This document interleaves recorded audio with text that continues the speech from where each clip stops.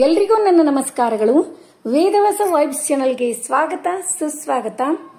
ನಿನ್ನೆ ಎಲ್ಲ comment read ಮಾಡೀನಿ, ಆದಷ್ಟು ಆನ್ಸರು ಮಾಡೀನಿ. ಮತ್ತು ಎಲ್ರ ಮನೆಯೊಳಗೂ ಹಬ್ಬದ ವಾತಾವರಣ ತುಂಬಿ ತುಳುಕ್ಲಿಕ್ಕತ್ತದ. ಮತ್ತು ಹಾಗೆ ಕೆಲಸದ ಒತ್ತಡನೂ ಅದ, ಹೌದಿಲ್ರಿ? ನನಗೂ ಕೂಡ ಹಂಗ ನೋಡ್ರಿ. ಅದಕ್ಕೆ ಎಲ್ಲಾ ವಿಡಿಯೋದಾಗೂ ಒಂದು ಕಮೆಂಟ್ ಇರ್ತಿತ್ತು, ತಂಬಿಟ್ಟು ತೋರಿಸ್ರಿ ಅಂತ. ಎಲ್ಲಾರು ಹಬ್ಬದ್ದು ತಂಬಿಟ್ಟು ತೋರಿಸ್ರಿ ಅಂತ ಹೇಳಿ ಕಮೆಂಟ್ ಅದೇ ಭಾಳ ಇತ್ತು. ಅದಕ್ಕೇನದ ಫಸ್ಟ್ ಹಬ್ಬದ ತಯಾರಿ ತಂಬಿಟ್ಟದಿಂದ ಚಾಲು ಮಾಡೋಣ್ರಿ. ತಂಬಿಟ್ಟು, ಅಳ್ಳಿಟ್ಟು, ಎಳ್ಳು ಉಂಡಿ ಇವನ್ ಮಾಡಿ ಮುಂದೆ ಇರೋದು ಚಕ್ಲಿ ಇಕ್ಲಿ ಇರ್ತಾವಲ್ಲ ಅವನ್ ಸ್ಟಾರ್ಟ್ ಮಾಡೋಣ ಅಂತ. ಈಗೇನದ ಆರ್ಗ್ಯಾನಿಕ್ ಬೆಲ್ಲ ಮೊನ್ನೆನೆ ನಿಮ್ಗೆ ತೋರಿಸಿನ, ಎಲ್ಲಿ ತಂದಿನಂತೂ ಗೊತ್ತದ. ರೆಗ್ಯುಲರ್ ವಾಚ್ ಮಾಡೋರಿಗೆ ಗೊತ್ತೇ ಅದ. ಜಮಖಂಡಿಗೆ ಏನು ಹೋಗಿದ್ವಿ ಅಲ್ರಿ, ಆರ್ಗ್ಯಾನಿಕ್ ಬೆಲ್ಲ. ಮತ್ತು ನೋಡ್ರಿ, ಆರ್ಗ್ಯಾನಿಕ್ ಬೆಲ್ಲ ಅದು ಭಾಳ ಸ್ಮೂತ್ ಇರ್ತದೆ. ಅದಕ್ಕೆ ಜೋರಾಗಿ ಹೊಡಿಬೇಕಂತ ಏನಿಲ್ಲ. ನಾನು ಒಂದು ಅಷ್ಟ ಟ್ರಿಕ್ ಯೂಸ್ ಮಾಡಿದ್ದೀರಿ. ಇದು ಬೆಲ್ಲದ ಕರಣಿನೂ ದೊಡ್ಡದಿತ್ರೆ, ಒಂದು ಗುಂಡ್ಕಲ್ ತೊಗೊಂಡು ಹೊಡಿಬೇಕಂತಂದ್ರೆ ಮತ್ತೆ ಆ ಗುಂಡ್ಕಲ್ಲಿಗೆ ಒಂದಿಷ್ಟು ಹತ್ಕೋತದ. ಅದಕ್ಕೊಂದು ಶರ್ಟ್ ಹಾಕಿ ಪ್ಲಾಸ್ಟಿಕ್ದು ಹೊಡಿಲಿಕ್ಕತ್ತೀನಿ. ನೋಡ್ರಿ, ಸ್ವಲ್ಪೇ ಹೊಡೆದ್ರೆ ಸಾಕು, ಅಷ್ಟು ಪಳ್ಳ ಇರ್ತದ. ನೋಡ್ಲಿಕ್ಕೆ ಅಷ್ಟೇ ದೊಡ್ಡ ಕರಣಿ, ಮತ್ತೆ ಎಷ್ಟು ಸ್ಮೂತ್ ಇರ್ತದ ನೋಡ್ರಿ. ಆರ್ಗ್ಯಾನಿಕ್ ಬೆಲ್ಲನೇ ಬಹಳ ಸ್ಮೂತ್ ಇರ್ತದ, ಅಷ್ಟು ಟೇಸ್ಟಿಯಾಗಿರ್ತದ. ಅದಕ್ಕೆ ನಾವು ಉಂಡಿ ಅದು ಏನರ ಮಾಡ್ಬೇಕಾದ್ರೆ ಈಗೇನು ನಾವು ಹೆಚ್ಚಾಗಿ ಒಂದು ಬಟ್ಲಿಗೆ ಒಂದು ಬಟ್ಲ ಅಂತ ಹಿಂಗೇನು ಮೆಜರ್ಮೆಂಟ್ ತಗೋತಿರ್ತೀವಲ್ರಿ, ಈ ಆರ್ಗ್ಯಾನಿಕ್ ಬೆಲ್ಲಕ್ಕೆ ನಾವು ಒಂದು ಸ್ವಲ್ಪ ಕಡಿಮೆನೆ ತಗೊಳ್ಳೋದು. ಸಮ ತಗೊಂಡ್ರೆ ಬಹಳಷ್ಟು ಸ್ವೀಟ್ ಆಗಿಬಿಡ್ತಾವೆ. ಅದಕ್ಕೆ ಸ್ವಲ್ಪ ಕಡಿಮೆ ತಗೊಳ್ಳೋದು. ಅದಕ್ಕೇನದ ಬೆಲ್ಲ ಎಲ್ಲ ಚಂದಾಗಿ ಮೊದಲು ಒಡೆದು ಇಟ್ಕೊಂಡೆ ಮತ್ತು ಎಲ್ಲ ರೆಡಿ ಇಟ್ಕೊಂಡೆ ಅಂದ್ರೆ ಉಂಡಿ ಮಾಡ್ಲಿಕ್ಕೆ ಇನ್ನು ಭಾಳ ಹತ್ತಂಗಿಲ್ರಿ. ಭಾಳ ಅಂದ್ರೆ 10-15 ನಿಮಿಷನಾಗ ಉಂಡಿ ರೆಡಿ ಆಗ್ತಾವ ನೋಡ್ರಿ. ಈಗ ಬೆಲ್ಲ ನನಗೆ ಎಷ್ಟು ಬೇಕೋ ಅಷ್ಟಂತೂ ರೆಡಿ ಆಯಿತು. ಮತ್ತು ಇನ್ನೊಂದು ಕರಣಿ ಕೈಯೊಳಗೆ ಹಿಡ್ಕೊಂಡೀನಿ. ಅದಿಷ್ಟು ಒಡೆದು ಈ ಬೋಗೋಣಿ ಒಳಗೆ ಹಾಕಿ ಇಟ್ಬಿಡ್ತೀನಿ ರೀ. ಈ ಸಾರಿ ನೋಡ್ರಿ ಖರೇನೆ ಸ್ಯಾಟರ್ಡೇ ಸಂಡೇ ಹೆಂಗೆ ಹೋತು ಗೊತ್ತೇ ಆಗಲಿಲ್ಲ. ಒಂಚೂರು ರೆಸ್ಟ್ ಸಿಗಲೇ ಇಲ್ಲ ನೋಡ್ರಿ. ಬೆಲ್ಲ ಅಂತೂ ರೆಡಿ ಮಾಡಿ ಇಟ್ಕೊಂಡೆ. ಈಗ 1-2 ಹೋಳು ಕೊಬ್ಬರಿ ಬಟ್ಟಲು ಅಂತ ಏನು ಹೇಳ್ತೀವಲ್ರಿ, ಕೊಬ್ಬರಿ ಬಟ್ಟಲು ಹೆರೆದು ಇಟ್ಕೊಂಡೆ. ಮತ್ತು 1 ಬೌಲು ಅಂದರೆ 2 ಬೌಲ್ನಷ್ಟು ಪುಟಾಣಿ ತಗೊಂಡು ಸ್ವಲ್ಪ ಬಿಸಿ ಮಾಡ್ಕೋತೀನಿ. ಒಬ್ಬೊಬ್ರು ಪುಟಾಣಿ ಡೈರೆಕ್ಟ್ ಪೌಡ್ರ್ ಮಾಡಿಬಿಡ್ತಾರ್ರಿ. ಅಂದ್ರೆ ಉಂಡಿ ಅದು ತಿಂದ ಕೂಡಲೇ ಈ ಕ್ಲೈಮೇಟಿಗೆ ಬಾಧಿಸಬಾರ್ದು ಅಂಥೇಳಿ ಬಿಸಿ ಮಾಡ್ಲಿಕತ್ತೀನಿ. ಹುರಿದು ಸ್ವಲ್ಪ ಭಾಳ ಕರಿಯದು ಮಾಡಬಾರ್ದ್ರಿ, ಅಷ್ಟೇ ಎಲ್ಲಾನು ಚಂದಾಗಿ ಒಂದು ಸ್ವಲ್ಪ ಸ್ಲೈಟ್ಲಿ ಬ್ರೌನಿಶ್ ಬಂದರೆ ಭಾಳ ಚಲೋ. ಇಷ್ಟು ಆದಮೇಲೆ ಚಂದಾಗಿ ಹುರ್ಕೊಳ್ಳೋದು ಆದ ತಕ್ಷಣ ಆರಿದ್ಮೇಲೆ ಮಿಕ್ಸಿಗೆ ಹಾಕಿ ಪೌಡ್ರ್ ಮಾಡಿಕೊಂಡು ಗಿರಣಿಗೆ ಹಾಕ್ಸ್ಕೊಂಡು ಬಂದ್ರಂತೂ ಇನ್ನೂ ಚಲೋ ರೀ. ಗಿರಣಿಗೆ ಹಾಕ್ಸ್ಕೊಂಡು ಬರಂಗಿಲ್ಲ ಅಂತಂದ್ರೆ ನಾನು ಮಿಕ್ಸಿಯಲ್ಲೇ ಹಾಕಿನಿ. ಮಿಕ್ಸಿಯಲ್ಲೇ ಹಾಕಿ ಚಾಳಿಸ್ಬಿಡೋದು. ಗೋಧಿ ಹಿಟ್ಟು ಅಥವಾ ಜೋಳದ ಹಿಟ್ಟು, ಗೋಧಿ ಹಿಟ್ಟಿನಕಿನ ಜೋಳದ ಹಿಟ್ಟು ಚಾಳಿಸು ಚಾಳನಿ ಇರ್ತದಲ್ರಿ, ಅದರಲ್ಲೇ ಚಾಳಿಸಿ. ಈಗ ಪುಟಾಣಿ ಬಿಸಿ ಮಾಡಿ ಇಡೋದಾಯ್ತು. ಎಳ್ಳು ಒಂದು ಸಣ್ಣ ಬೌಲೇ 1 ಬೌಲ್ ಎಳ್ಳು ತಗೊಂಡು ಬಿಸಿ ಮಾಡಿ ಇಟ್ಕೊಂಡೀನಿ. ಅವು ಚಂದಾಗಿ ಚಟಪಟ ಅನ್ಬೇಕ್ರಿ. ಹಸಿವೆ ಹಾಕ್ತಾರ ಒಬ್ಬೊಬ್ರು, ನಾನಂತೂ ಯಾವುದೂ ಹಸಿದು ಹಾಕ್ಲಿಕ್ಕತ್ತಿಲ್ಲ. ನಾನು ಒಣ ಕೊಬ್ಬರಿ ಏನು ಹೆರೆದು ಇಟ್ಕೊಂಡೇನಿಲ್ಲ, ಅದಷ್ಟ ಹಸಿದು ಹಾಕ್ಲಿಕ್ಕತ್ತೀನಿ ನೋಡ್ರಿ. ಬೇಕಾದ್ರೆ ಅದನ್ನೂ ಹುರ್ಕೋತಾರ ಒಬ್ಬೊಬ್ರು, ನಾನು ಹುರಿದಿಲ್ಲ. ಈಗ ನೋಡ್ರಿ ಪುಟಾಣಿ ಆರ್ಯಾವ, ಅವನು ಮಿಕ್ಸಿ ಮಾಡಿ ಎಲ್ಲ ಚಂದಾಗಿ ಚಾಳಿಸಿ ಇಟ್ಕೋತೀನಿ. ನಾಗರ ಪಂಚಮಿ ಹಬ್ಬ ಅಂದ್ರೇನೆ ಸಾಕು ನೋಡ್ರಿ. ಎಲ್ರ ಬಾಯೊಳಗೆ ಫಸ್ಟ್ ಬರೋದು ಅಳ್ಳಿಟ್ಟು ತಂಬಿಟ್ಟು ಆಗ್ಯಾವೇನು ಅಂಥೇಳಿ. ಯಾಕಂದ್ರೆ ನಾಗಪ್ಪನಿಗೆ ಇಷ್ಟವಾದ ತಂಬಿಟ್ಟು, ಅಳ್ಳಿಟ್ಟು, ಎಳ್ಳು ಚಿಗಳಿ ಅಂತಾರೆ, ಎಳ್ಳು ಉಂಡಿ, ಸಣ್ಣ ಸಣ್ಣ ಎಳ್ಳಿನ ಉಂಡಿ, ಮತ್ತು ಕಡಲೆ ಹುರಿದು ಇಟ್ಕೊಂಡ್ವಿ ಅಂದ್ರೆ ಗೆಜ್ಜೆ ವಸ್ತ್ರ, ಇಷ್ಟು ರೆಡಿ ಆಯಿತು ಅಂತಂದ್ರೆ ಹಬ್ಬ ರೆಡಿ ಆದಂಗೆ ನೋಡ್ರಿ. ನಾಗರ ಪಂಚಮಿ ಹಬ್ಬಕ್ಕೆ ರೆಡಿ ಆದಂಗೆ ನೋಡ್ರಿ. ಆಕಳ ತುಪ್ಪ ನಾ ಹೇಳಿ ನಿಮಗೆ ಕಗ್ಗೋಡದೊಳಗೆ ತರ್ತೀವಿ ನಾವು ಅಂಥೇಳಿ. ಪ್ಯೂರ್ ಆಕಳ ತುಪ್ಪ ಸಿಗ್ತದ್ರಿ. ಸ್ವಲ್ಪ ಕಾಸ್ಟ್ಲಿ ಇದ್ರೂ ಆರೋಗ್ಯಕ್ಕೆ ಒಳ್ಳೆಯದು ಅಂಥೇಳಿ ಅದನ್ನೇ ತೊಗೊಂಡು ಬರ್ತೀವಿ. ಈಗೇನದ ಒಂದು 2-3 ಸ್ಪೂನ್, ಅಂದ್ರೆ ಇದು ದೊಡ್ಡ ಸೌಟದ, ದೊಡ್ಡ ಸೌಟ್ ಅಲ್ರಿ, ಸ್ಪೂನ್ಗಿಂತ ಸ್ವಲ್ಪ ದೊಡ್ಡದು ತುಪ್ಪ ಹಾಕ್ಕೊಂಡು ಬೆಲ್ಲ. ಈಗ ನಾನು 2 ಬೌಲ್ನಷ್ಟು ಪುಟಾಣಿ ತಗೊಂಡು ಮಿಕ್ಸಿ ಮಾಡಿ ಚಾಳಿಸಿ ಇಟ್ಕೊಂಡೆ.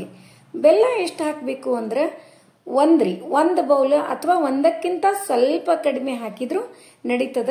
ಆಗ್ಲೇ ನಾನು ಹೇಳಿ 2 ಬೌಲ್ ಪುಟಾಣಿ ತಗೊಂಡ್ರೆ 1 ಬೌಲ್ ಫುಲ್ 1 ಅಥವಾ ಒಂದಕ್ಕಿಂತ ಕಡಿಮೆ ಹಾಕಿದ್ರು ನಡೀತದ.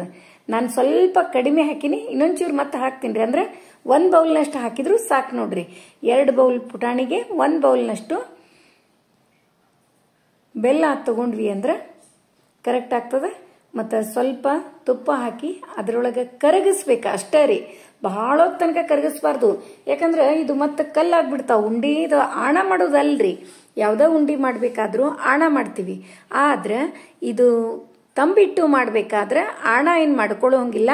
ನಾವೇನು ಬೆಲ್ಲ ತುಪ್ಪ ಎರಡೂ ಮಿಕ್ಸ್ ಮಾಡಿರ್ತೀವಲ್ಲ, ಚೆಂದಾಗಿ ಏಕಾಗಬೇಕು. ಎರಡು ಬೆಲ್ಲ ಕರಣಿ ಏನ್ರ ಇರ್ತದಲ್ರಿ, ಕರಗಿಸ್ಕೋಬೇಕು ಅಷ್ಟೇ. ಒಂದು 5 ನಿಮಿಷ ಅಷ್ಟು ಕರಗ್ತು ಅಂತಂದ್ರೆ ಅದರೊಳಗೆ ಹಿಟ್ಟು ಹಾಕೋದು ನೋಡ್ರಿ. ಸ್ವಲ್ಪ ಹಿಟ್ಟು ಹಾಕೋತ ಕೂಡಿಸೋದು. ಮತ್ತು ಇದು ಬಿಸಿ ಬಹಳ ಇರ್ತದ್ರೆ ಅದ್ರ ಸಲುವಾಗಿ ಏನು ಮಾಡಬೇಕು, ಒಂದು ಸಣ್ಣ ವಟಗಾದ್ಲಿ ಒಂದು ಅರ್ಧ ವಟಕ ಹಾಲು ಹಾಕೋದ್ರಿ. ಒಡಿತದೇನು ಅಂಥೇಳಿ ಒಂದಿಷ್ಟು ಪ್ರಶ್ನೆಗಳಿರ್ತಾವೆ. ಏನೂ ಒಡೆಯಂಗಿಲ್ಲ, ನಾನು ನಿಮಗೆ ತೋರಿಸ್ತೀನಿ. ಏನೂ ಒಡೆಯಂಗಿಲ್ರಿ. ಮತ್ತು ಉಂಡಿ ಮಾತ್ರ ಸೂಪರಾಗಿ ಆಗ್ತವೆ. ಮತ್ತು ಈ ತಂಬಿಟ್ಟು ಉಂಡಿ ಭಾಳ ಅಂದ್ರೆ 10-15 ದಿವಸ ಅಷ್ಟೇ ರೀ. ಯಾವುದೇ ಹಿಟ್ಟಿನಿಂದ ಮಾಡಿದ ಉಂಡಿಗಳು ಬಹಳಷ್ಟು ದಿವಸಗಳವರೆಗೆ ಇಡಬಾರ್ದು, ಟೇಸ್ಟ್ ಹೋಗ್ಬಿಡ್ತಾವೆ. ಯಾವುದೇ ಉಂಡಿ ಆದರೂ ಹಂಗೆ ಇರ್ತದೆ. 10-15 ದಿವಸ ಅಂದ್ರೆ ಫ್ರೆಶ್ ಇರ್ತಾವೆ, ತಿನ್ಲಿಕ್ಕೂ ಟೇಸ್ಟ್ ಇರ್ತಾವೆ. ಈಗ ಬೆಲ್ಲ ಎಲ್ಲ ಕರಗ್ತು. ಇನ್ನು ಇದ್ರೊಳಗೆ ಹುರಿದು ಇಟ್ಕೊಂಡ ಎಳ್ಳು ಹಾಕಿದೆ, ಮತ್ತು ಕೊಬ್ಬರಿ ಕೂಡ ನಾನು ಹೆರೆದು ಇಟ್ಕೊಂಡಿನಿ. ಅದನ್ನು ಬಿಸಿ ಮಾಡಿಲ್ಲ, ಹಂಗೆ ಇಟ್ಕೊಂಡಿನಿ. ಈಗೇನದ ಹಿಟ್ಟು ಹಾಕೋತ ಚೆಂದಾಗಿ ಮಿಕ್ಸ್ ಮಾಡೋಣ. ಎಷ್ಟು ಹಿಟ್ಟು ಹಿಡಿತದ ನೋಡೋಣಂತ. ಆಲ್ಮೋಸ್ಟ್ ಅಷ್ಟು ಹಿಟ್ಟೇ ಬೇಕಾಗ್ತದೆ ನೋಡ್ರಿ. ಎಲ್ಲ ಚೆಂದಾಗಿ ಏಕ್ ಮಾಡೋದು. ಆಮೇಲೆ ಸ್ವಲ್ಪ ಹಾಲು ಹಾಕಿ ಕಟ್ಟಿ ಬಿಡೋದು ನೋಡ್ರಿ. ಯಾಕಂದ್ರೆ ಬರೀ ಹಂಗೆ ಕಟ್ಲಿಕ್ಕತ್ರ ಕೈ ಭಾಳ ಸುಡ್ತಾವ್ರಿ ಇದಕ್ಕೆ. ಅದಕ್ಕೆ ನಾ ಏನು ಮಾಡ್ತೀನಿ, ಒಂದು 5 ಉಂಡಿ ಮಾಡಿ ತೆಗೆದಿಟ್ಟು ನಾಗಪ್ಪನಿಗೆ ನಾವು ಮೀಸಲು ಅಂತ ಹೇಳ್ತೀವ್ರಿ.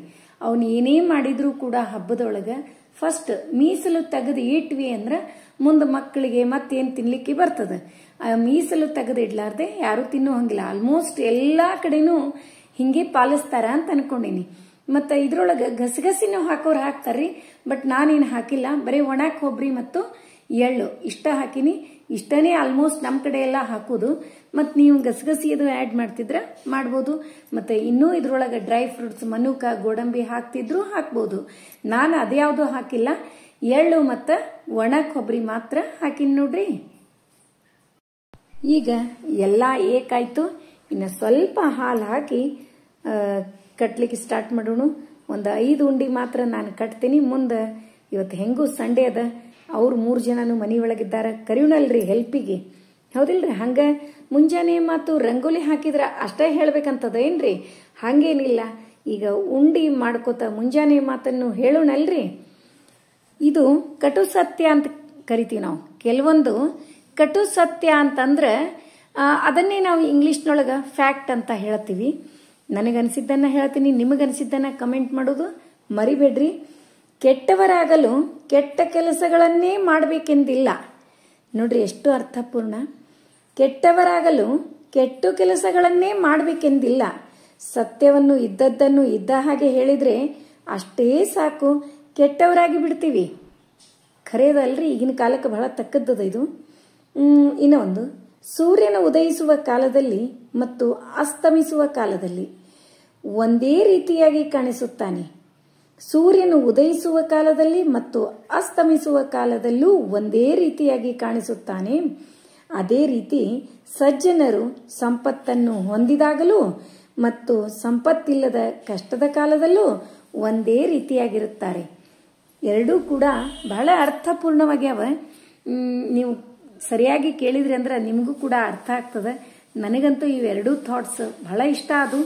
ಹಂಗೆ ಇವರು 3 ಜನನು ಕರ್ಕೊಂಡು ನಾನು ಉಂಡಿ ಕಟ್ಲಿಕತ್ತೀವಿ. ಆದರೂ ಕೂಡ ಒಂದು ಸ್ವಲ್ಪ ಜನರಿಗೆ ಡೌಟ್ ಇರ್ತದೆ, ನಿಮ್ಮ ಮನೆಯವರು ಪ್ಯಾಂಟ್ ಹಾಕೊಂಡು ಉಂಡಿ ಕಟ್ಲಿಕತ್ತಾರ ಅಂತೇಳಿ ಎಲ್ಲೋ ಪ್ರಶ್ನೆ ಬಂದಿರ್ತದೆ. ಕೇಳಿಲ್ಲ ಅಂದ್ರೂ ಅಷ್ಟೇ ಹೋಯ್ತು. ಈಗ ಮಾಡ್ಲಿಕ್ಕತ್ತದ್ದು ಉಂಡಿ ಇವು ನೈವೇದ್ಯಕ್ಕೆ ಅಲ್ರಿ, ನಿಮಗೆ ತೋರಿಸೋ ಸಲುವಾಗಿ ನಾನು ಮಾಡ್ಲಿಕ್ಕತ್ತದ್ದು. ಮತ್ತು ನಾನು ಫಸ್ಟಿಗೆ ಒಂದು 5 ಮಾಡಿ ತೆಗೆದು ಇಟ್ಕೊಂಡೆ. ಉಳಿದದ್ದನ್ನು ಅವ್ರು 3 ಜನಕ್ಕೂ ಕರೆದೀನಿ. ಯಾಕಂದ್ರೆ ನಾನು ನಿನ್ನೆನೇ ಉಂಡೆ ಮಾಡಿದ್ದು. ಅದಕ್ಕೆ ಮತ್ತು ಇವು ಇನ್ನೂ 8 ದಿವಸ ಹಾಲು ಎರಿಯುವುದು ಹಬ್ಬ 29ನೇ ತಾರೀಕಿನವರೆಗೂ ಅಷ್ಟೊಂದು ಸರಿಯಾಗಿ ಇದು ಇರಂಗಿಲ್ಲ. ಮತ್ತು ನಾ ಹಿಂದಿನ ದಿವಸ ಫ್ರೆಶ್ ಉಂಡಿನೇ ಮಾಡಿ ಇಡ್ತೀನಿ. ಅದಕ್ಕೆ ಇದನ್ನು ಬಹಳ ಕಮೆಂಟ್ ಇತ್ತು ಎಲ್ಲ ವಿಡಿಯೋದೊಳಗೂ, ಅದಕ್ಕೆ ಹೇಳಿದೆ. ಮತ್ತು ಡೌಟ್ಸ್ ಇರ್ತಾವೆ ಒಬ್ಬೊಬ್ಬರಿಗೆ, ಪಾಪ ಕೇಳೋ ಬೇಡೋ ಅಂತಿರ್ತೀರಿ. ನಮ್ಮಲ್ಲಿ ಕೂಡ ನಾವು ಇಂಥವೆಲ್ಲ ಸಣ್ಣ ಸಣ್ಣ ಪ್ಯಾಂಟ್ ಹಾಕೊಂಡು ಎಲ್ಲ ಮಾಡಂಗಿಲ್ಲ. ಆದರೂ ನಿಮ್ಮ ಮನಸ್ಸೊಳಗಿದ್ದದ್ದು ನನಗೆ ಕೇಳಿಸ್ತು, ಅದಕ್ಕೆ ಹೇಳಿದೆ. ಮತ್ತು ಇನ್ನೂ ಒಂದು, ಅವರು ಹೊರಗೆ ಹೊಂಟಿದ್ರಿ ನಮ್ಮ ಮನೆಯವರು. ನಾಂದೆ ಇದಿಷ್ಟು ಉಂಡೆ ಕಟ್ಟಿಕೊಟ್ಟು ಹೋಗ್ರಿಪ್ಪ ಅಂತ ಹೇಳಿದೆ. ಅದಕ್ಕೆ ನಾ ಫಸ್ಟಿಗೆ ಒಂದು 8-10 ಉಂಡೆ ಮಾಡಿದೆ. ನೋಡಿದ್ರಿ ನೀವು, 8-10 ಉಂಡೆ ಮಾಡಿ ಸರಿಸಿ ಇಟ್ಕೊಂಡೆ. ಉಳಿದು ಒಂದು 10-15 ಉಂಡೆಗಳನ್ನು ಇವರು ಮಾಡ್ಲಿಕ್ಕತ್ತಾರ. ಮತ್ತು ನಮ್ಮ ಅಣ್ಣನಿಗೂ ನಾನು ಎವ್ರಿ ಇಯರ್ ಕಳಿಸಿರ್ತೀನಿ, ಅವ್ರಿಗೆ ಟೇಸ್ಟ್ ಸೇರ್ತಾವ ನಮ್ಮ ಕಡೆದ್ದೆಲ್ಲ ಅಂಥೇಳಿ ನಾನು ಉಂಡೆ ಏನೇನು ಮಾಡಿರ್ತೀನಿ ಒಂದಿಷ್ಟು ಕಳಿಸಿರ್ತೀನಿ. ಹೀಗಾಗಿ ಅದಕ್ಕೆ ಒಂಚೂರು ನೀವು ಎಲ್ಲರೂ ಕೇಳಿದ್ರಿ, ಈ ಕಮೆಂಟ್ ಇತ್ತು, ಅದಕ್ಕೆ ನಾನು ಉಂಡೆ ಮಾಡಿ ತೋರಿಸಿದ್ರಾಯ್ತು ಅಂಥೇಳಿ ಇವತ್ತು ಫಸ್ಟಿಗೆ ತಂಬಿಟ್ಟು ಮಾಡಿ ಮುಂದಿನ ಕೆಲಸ